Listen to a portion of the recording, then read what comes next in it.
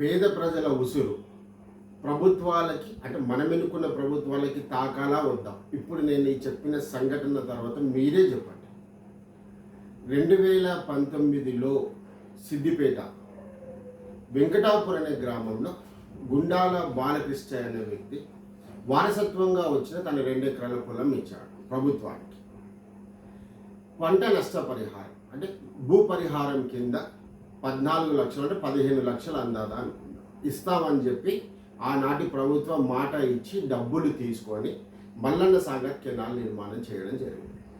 అట్లా సుమారు 40 మంది 2019 నుంచి ఈ కలెక్టర్ ఆఫీసుల చుట్టూ డబ్బు కోసం, బహుశా ఇంకే ప్రయత్నం తెలియదు కానీ డబ్బు కోసం తిరుగుతూ ఉన్నారన్న ఒక వార్త మాత్రం ఉంది. నిన్నటి సంఘటన, అతను ఒక మంత్రిని కలిసిన తర్వాత నాకు ఇట్లా పరిహారం అందలేదు, నేను చేయాల్సిన పరిస్థితి మీరు చెప్తే బాగుండు అని అడిగితే కలెక్టర్ని కలవండి అని చెప్తే కలెక్టర్ ఆఫీస్కి వెళ్ళాడు. వెళ్ళిన తర్వాత ఆ కలెక్టర్ని కలిసే క్రమంలో అతను గుండె ఆగి చనిపోయాడు. ఇప్పుడు చెప్పండి, పేద ప్రజల ఉసురు ప్రభుత్వాలకి తగలాలా వద్దా? ఇప్పుడు చనిపోతున్న ఈ పేద ప్రజలకి ఆ ఇంటికి ఇప్పుడు ఆసరా ఎవరు? ఆ ఇంటికి పెద్ద మనిషిగా తోడెవరు?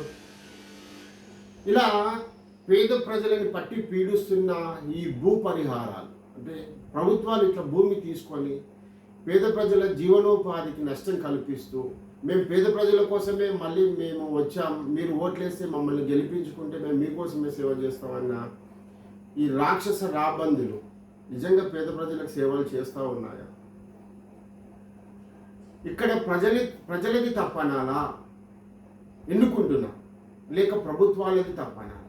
తెలిసి ప్రభుత్వాలకు ఈ రాక్షసులకి మనం ఓటేస్తూ ఉంటాం, మళ్ళీ వీళ్ళు మన శవాల మీద పేలాలి వేరుకునేలాగా వీళ్ళ వ్యవహారం అంతా, ఈ పాలన అంతా తయారవుతా ఉంది. పేలాలు ఎరక తిన్న తరువాత ఈ భూమి మీద వీళ్ళకి మిగిలింది ఏది? కోట్ల సంపాదన వల్ల వీళ్ళకు ఒరిగేది ఏముంది? ఏం కట్టకపోతున్నారు వీళ్ళంది? వాళ్ళు కోట్ల రూపాయలు మోసం చేస్తూ ఉన్నారు పేద ప్రజలకి. ఎక్కడ పడితే అక్కడ ల్యాండ్ మాఫీ, ఎక్కడ పడితే అక్కడ భూములు తీసుకోవాలి, పేద ప్రజల పొట్టగొట్టాలి, కంప్లీట్గా జీవనోపాధిని మొత్తం నాశనం చేయాలి. ఏం చేస్తారు ఇన్ని భూములు తీసుకొని? ఎక్కడి నుంచి వస్తుంది ఈ ఆలోచనలన్నీ కూడా? ఈరోజు నష్టపోయిన ఆ కుటుంబానికి ఎవరు భర్తీ చేస్తారు? బీఆర్ఎస్ భర్తీ చేస్తుందా? కాంగ్రెస్ ప్రభుత్వం భర్తీ చేస్తుంది. ఇప్పుడు ఎవరిది తప్పనాలి, ఎవరిది ఒప్పనాలి? ప్రజలే నిర్ణయం తీసుకోవాలి. ఇట్లాంటి రాక్షస మహమ్మారి క్రీడని ఎంకరేజ్ చేస్తున్న ప్రజలందరికీ శతకోటి వందనాలు తెలియజేస్తూ, మళ్ళీ ఒక్కసారి వచ్చే ఎలక్షన్స్లో ఆలోచన చేసి ఓటేస్తారని నేను భావిస్తూ ఉన్నా. నిర్ణయాత్మకమైన మంచి నిర్ణయాలున్న ఒక వ్యక్తిని వెన్నుకోండి. డబ్బులదేముంది? చీరకు 1000 రూపాయలకు, ఈ అంబలికి, రకరకాల ఈ అవసరాలు తీర్చే ఆ తాత్కాలిక అవసరాల ప్రయోజనాల కోసం ఇచ్చే వాటితో వచ్చేదేముంది? ఒక్క పూట ఈరోజు మీరు సంపాదిస్తే కూడా వస్తుంది. 600 చీరలు ఇచ్చారని చెప్పి గొప్పగా చెప్పుకుంటారు. ఒక 6 నెలలు గజ్జలు ఇస్తున్నారని చాలా గొప్పగా చెప్పుకుంటారు. ఏమవుతున్నాయి ఇవంతా? తాగితే ఒక రోజు వెళ్ళిపోతా ఉంది కదా వీళ్ళు ఇచ్చే డబ్బులు. కానీ 5 ఏళ్ళు మన మీద కూర్చొని నాశనం పట్టే ఉన్నారు కదా వీళ్ళంతా, నాశనం చేస్తున్నారు కదా వ్యవస్థనంతా.